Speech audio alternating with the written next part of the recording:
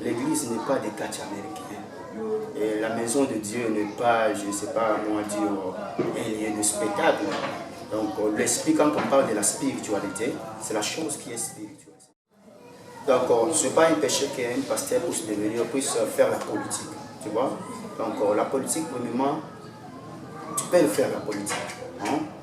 Mais en faisant la politique, tu ne peux pas apprécier la profondeur. Donc tu sers Dieu dans la politique, ce n'est pas un péché. Tu peux les servir, mais tout en respectant les règles de Dieu. Parce qu'il y a deux types de politique. Il y a la politique, quand tu viens en politique, il y a maquillage. Il y a la politique où il sera que œuvre qui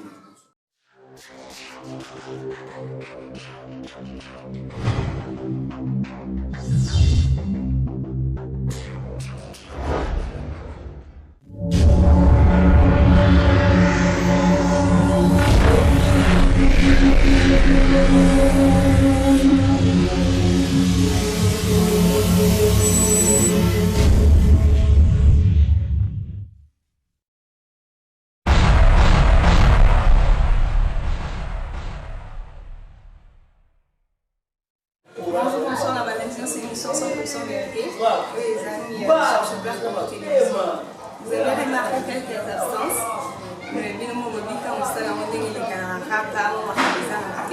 Mais sûrement, nous sommes déjà là, nous sommes de retour, nous sommes là déjà pour vous servir.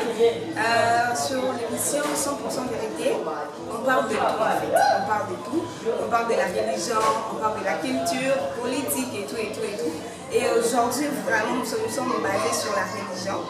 Je vais partager, savoir quelque chose. Là, ça y est, partager. Moi, ma caméra, et d'ici là, déjà, je vais le recevoir sur mon plateau. Sinon, abonnez-vous, abonnez-vous, abonnez-vous massivement, carrément.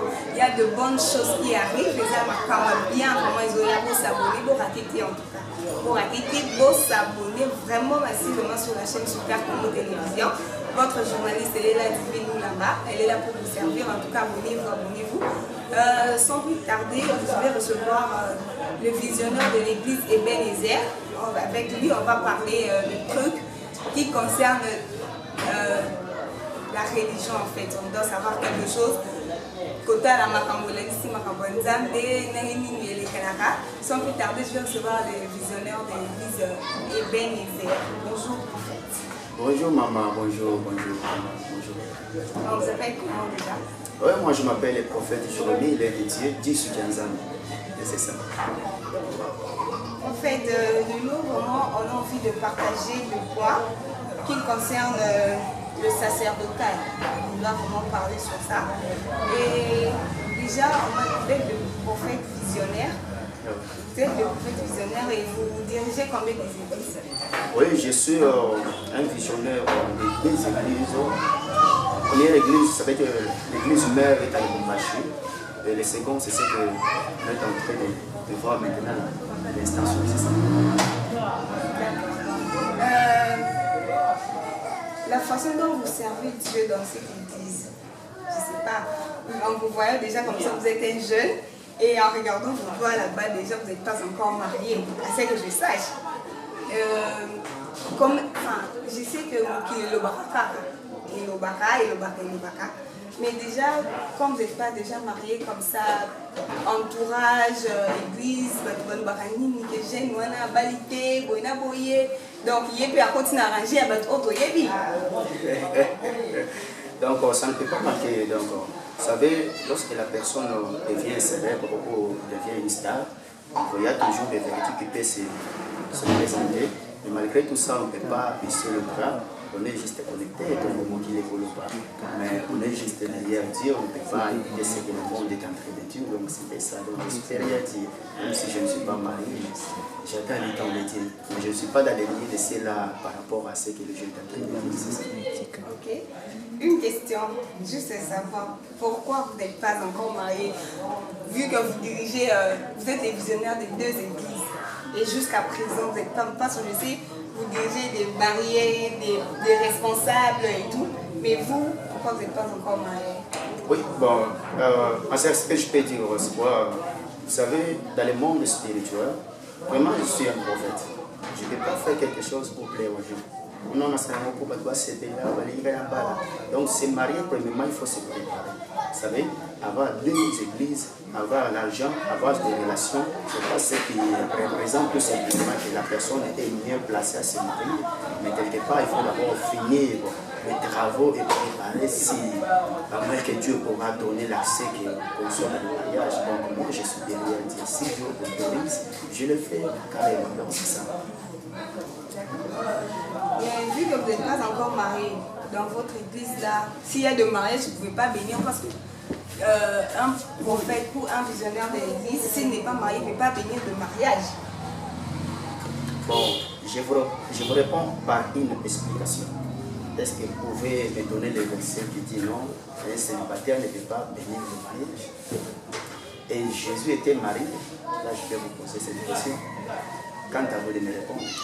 Donc, je ne sais pas, mais quand même, il y a un verset qui dit, bon, je ne sais pas c'est quoi lié au mariage, mais ça dit l'inférieur n'est pas ne bénit jamais le supérieur. Vous voyez, on peut faire allusion du genre mariage, un célibataire ne peut pas bénir un. Ah oui, c'est vrai, dans ce genre de choses, bon, ce n'est pas du tout ce qui est écrit, hein, mais selon la façon dont le monde est en train d'évoluer et d'évoluer aussi également. Donc, un pasteur célibataire ne peut pas bénir le mariage. Toutefois, s'il y a le mariage dans l'église, souvent j'évite ceux-là qui sont déjà mariés, mes amis prophètes, mes amis collègues. Et lorsqu'ils sont là, je suis là comme leur associé. Donc, mais c'est pourquoi il va bénir le mariage. Donc, c'est comme ça, selon les vérités des gens. Donc, il faut que ça m'en c'est ça. Mais ce n'est pas moi qui bénis le mariage. Merci. Vous êtes serviteur de Dieu. Dans votre sacerdoce, je vois que vous êtes prophète. Vous êtes prophète. Et selon vous, il y a le miracle qui s'opère. Vous voyez? On suit à la télévision, dans des radios et tout. Il y a des miracles qui s'opèrent. Vous voyez, vous dites,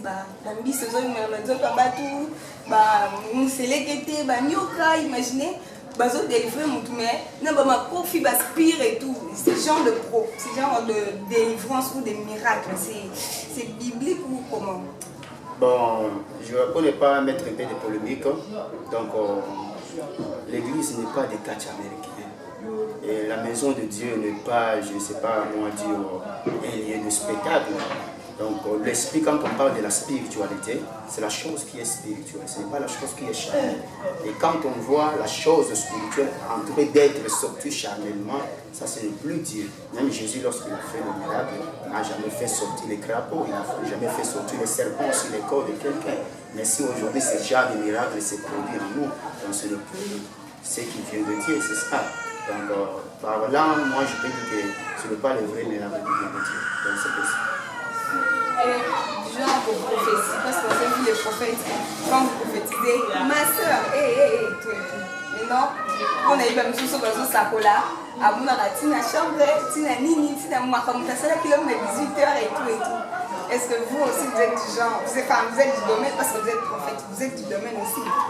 Oui, c'est ce que je peux dire, je suis du domaine, donc on est dans un tour des gens, donc on est sous le pied de Dieu. Mais il y a certaines prophéties, donc, quand on parle qu'il y a le bien, on voit aussi le mal. Quand on parle qu'il y a la paix, on voit aussi les désordres, tu vois. Donc tout ça représente juste le déjà des choses. Donc s'il y a des vrais prophètes, il y a aussi des faux prophètes. Donc il y a de ceux-là qui voient, on peut voir, Dieu est capable de voir, même dans la chambre, même moi qui suis là, je l'ai déjà fait. Il y a certaines émissions que j'ai fait ici en prophétisant, même les journalistes. Donc tout ça, je le fais. Mais ce n'est pas que... Bon, ce qui mettrait la différence, c'est l'esprit dont la personne est en train de faire avec, c'est ça. En parlant de la prophétie, il y a des prophètes au bazo aussi donner plus na politique. Ouais. Bazo aussi donner plus na politique. Ils ont malade. Donc, ce n'est pas un péché qu'un pasteur puisse faire la politique, tu vois. Donc, la politique, premièrement, tu peux le faire la politique, hein? Mais en faisant la politique, tu ne peux pas apprécier la profondeur. Donc, tu sais Dieu, Dans la politique, ce n'est pas un péché. Tu peux les servir, mais tout en respectant les règles de Dieu. Parce qu'il y a deux types de politiques. Les gens en politique, quand tu es en politique, il y a maquillé. Les gens en politique, il y a qui est vrai qui me pousse. Comme moi, comme tel que je suis là. Je ne peux pas aussi pour être député à très bientôt. Mais je ne sais pas que si on a un parlement, comme on a aussi ça sera juste pour nous défendre la paix, tu vois. Donc la politique n'est pas un péché pour un serviteur, mais tu le fais tout en gardant ton identité. Donc c'est ça. Et pour les pasteurs qui servent Dieu, Azosa et Nzambe, Aza visionnaire, oui.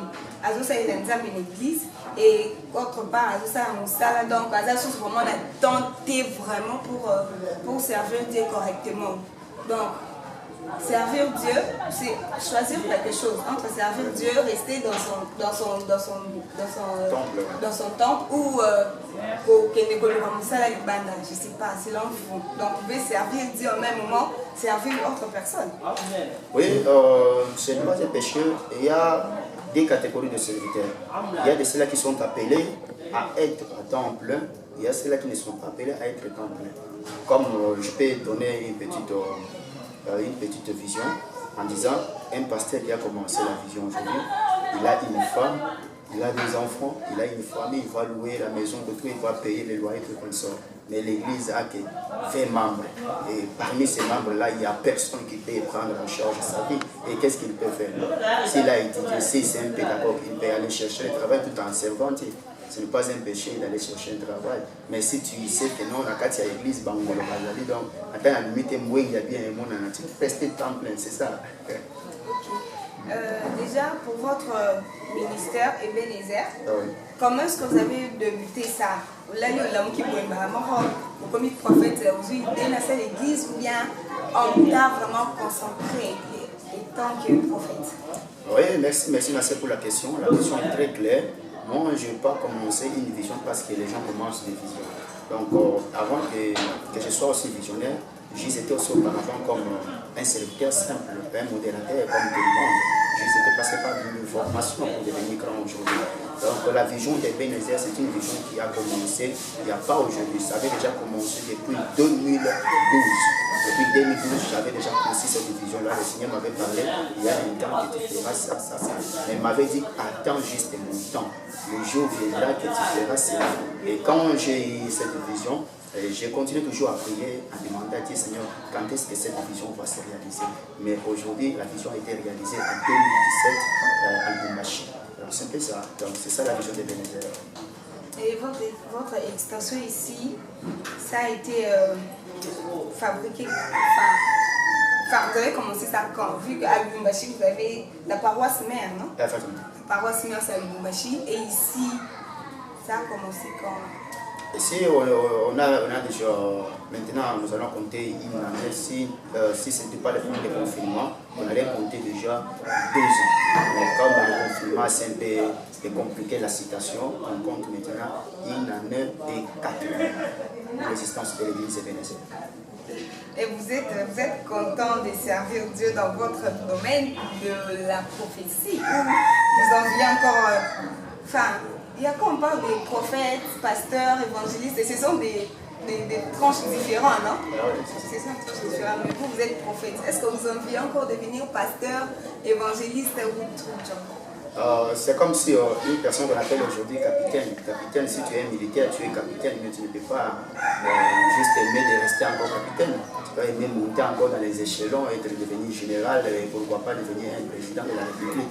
Donc ça veut dire tant que je suis prophète aujourd'hui, je pense encore un jour à devenir un évêque, un apôtre, donc tout ça. Donc, par rapport à ce que je suis en train de faire, par rapport à ces enfants que je suis en train de former, ceux qui m'ont appelé pasteur, ils ont dit pasteur, ils ont dit pasteur, il faut aller dans ce apôtre. Si on a trouvé 3 églises, on a dit il faut aller dans ce évêque, donc c'est ça. Donc, titre et sur la race qui au sein c'est leur action. C'est leur action. Déjà, à l'église ici,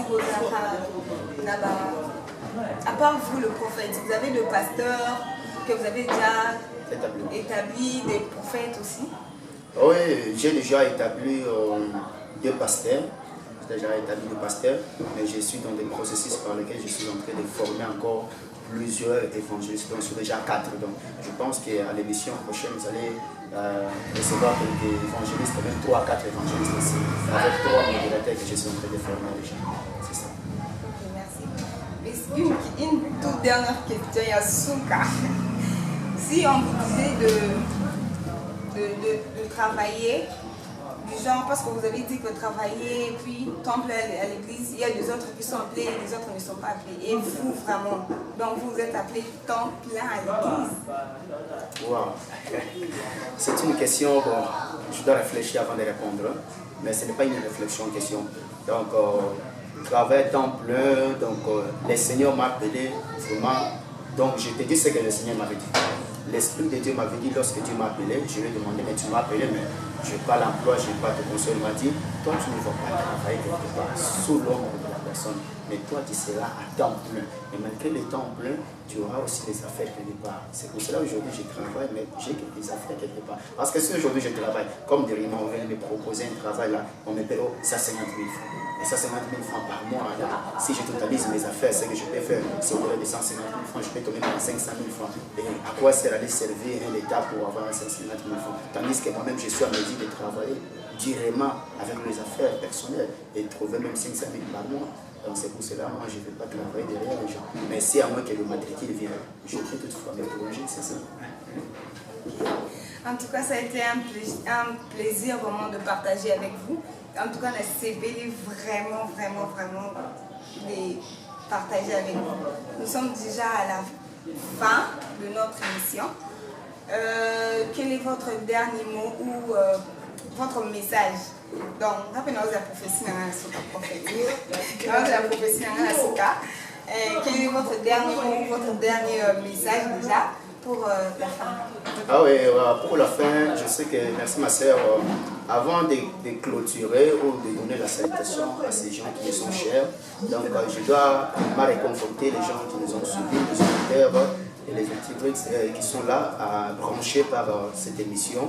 Je demanderai en fait que vous puissiez être toujours branchés et abonnez-vous massivement si c'est notre chaîne. Donc c'est ça. Donc Spare Congo Télévision. Donc c'est ça. Donc je vous bénis de la part du Seigneur et je vous demanderai encore de suivre les émissions et de rester juste derrière le Saint-Esprit.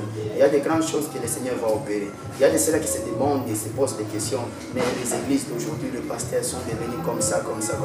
Ne vous découragez pas à cause de ces caractères pastoraux, à cause de ces caractères prophétiques. Quand on parle des vrais prophètes, il y a aussi des faux prophètes. Donc on a encouragé Bino, malgré aux équipes blessés. Je parle plus sur le blessé de l'évangile.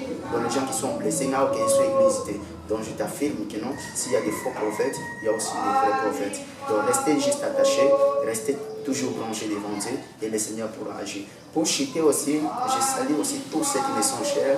Maman Mado, là où elle se trouve, qu'elle soit bénie, la sœur Génoumane soit bénie, toute la famille, la sœur Christine, sans oublier aussi le pasteur Esaïe, celui que je vais établir ici, le pasteur responsable, le pasteur Olivier, soyez bénis abondamment, maman Gisèle, maman Monique, ma mère qui m'a mis entre parenthèses, donc on ne peut pas gâcher ça.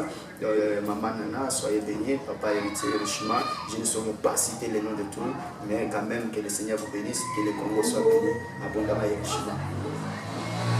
Merci. C'est déjà la fin de cette émission 100% vérité. En tout cas, abonnez-vous massivement, abonnez-vous. Tout ce qu'on a dit solo, enfin, tout ce qu'on a message au prophète Jérémie. À Ipsibiso, vous avez compris que comment servir Dieu, serviteur de Dieu, il faut comment, ok. Vous avez déjà compris. En tout cas, abonnez-vous massivement sur la chaîne Super Congo Télévision. Nous sommes là déjà de retour avec vivacité en tout cas. Vous s'abonnez massivement en tout cas, vous s'abonnez. C'est déjà la fin de cette émission. Restez branchés derrière la caméra. Je salue mon président Snège Kwaya, mon président qui met Tobombi. Voilà, Tobombi, c'est mon président. Voilà, pas Tobombi. Et de son côté, je vois le caméraman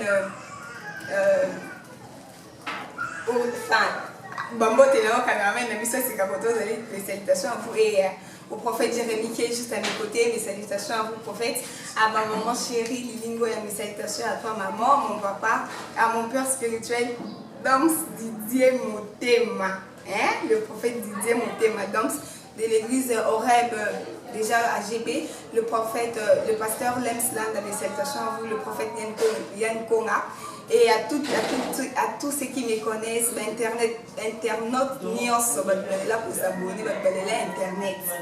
Mes salutations à vous, en tout cas je suis là pour vous servir, à mes potes de l'UPEN, déjà c'est la fin de cette émission, restez branchés et merci, à la prochaine édition. Bye.